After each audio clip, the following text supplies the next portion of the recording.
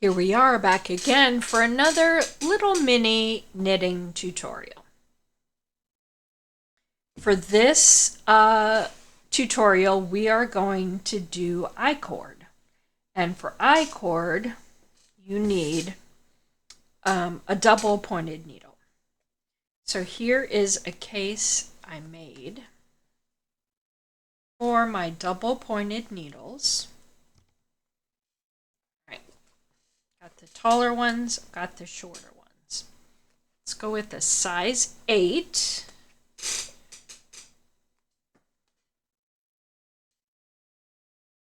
Go. It's a little short one. Going to need 2 of them. Okay. If you are interested in a needle roll for your double pointed needles, send me a message here around this video. We can talk about me making one for you. Okay. And I'm going to use, since I'm using a size 8 needle, I'm going to use worsted weight yarn. Don't need much. I'm going to start with my slip knot, and I'm going to cast on 2 additional stitches. Just the regular long tail cast on. There's 2. There's 3. I need, typically it's done, let me see if I can't make this a little bit closer. Go. Typically it's done with 3 stitches. Okay. I want my tail yarn to the left, my working yarn to the right. When would I use this? If I'm going to make strings, like to tie off something, like if I'm going to attach this to the flaps of a hat so I can tie it under my chin. If I have finished a hat and I have 3, 4, 5 stitches left, adjust this camera. After I've done all my decreases and I want to make a cute little knot on the top of a baby hat, we finish it with I-cord. Okay, I-cord is kind of like a shoestring shape. So I've got 3, it could be 4, it could be 5. I'm simply doing 3 on double pointed needles. That's important. Okay, I'm going to knit those 3 stitches.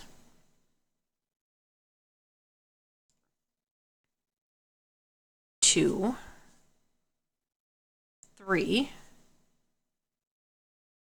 All right. Now, normally we would turn our work, have the yarn coming off to the right of our project and start over. But on I-cord, we don't turn the work. We slide those 3 stitches to the opposite end. There's our tail. We don't want to mess with that.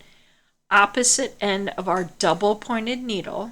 Okay, we were working here, now we're working over here.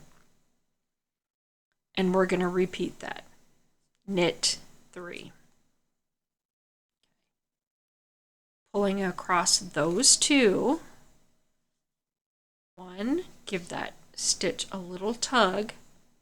2, 3. Again, we're going to push these to the end. There's our tail coming off the right. We get that out of the way. Our working yarn is on, again, the left side of our work. Pulling across the stitches. 1, 2, 3. Okay,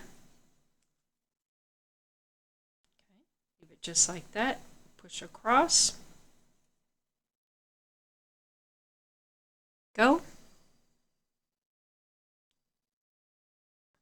1. Pull it tight. A little tug. 3. Push across to the other end. that needle that was in our left hand now becomes our working needle in our right. Start again, and you're pulling your working yarn from the other end, bringing up 2, 3. Whoops, that one came off before it meant to. 3. Okay. You can see what's happening here. It is making a rounded string, not really sure what to call it, column of stitches. What we're actually doing is we have these 3 stitches, okay? You can pull them apart and they make a flat surface. 1, 2, 3. Because we're bringing this all the way in, it pulls whatever column of stitches you would be making if you were knitting this flat from this row until it's next to this row. Okay. So again, careful not to pick up your tail. 1,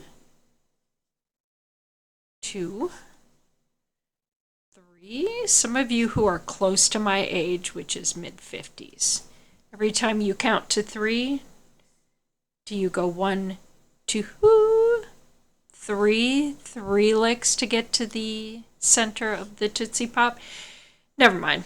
Anybody younger than us is probably not going to understand that. But here we go. 1, 2, 3. Okay. It's simple, it's tedious, but it's effective. This is I-cord. Okay. If you're already connected to a hat, you need to do a few more inches, then you could tie a little knot to finish a hat. If this end connected to ear flaps on a hat you are making, you would keep going until you have the appropriate length of I-cord. You would cut a tail, and then you could just simply weave the tail up through the center of your I-cord. But there you go. Using 2 short or long double pointed needles, and your yarn, no matter what it's attached to, a hat or anything else, or maybe you just want to make some to tie off a birthday gift, a baby shower gift. That's how you make I-cord.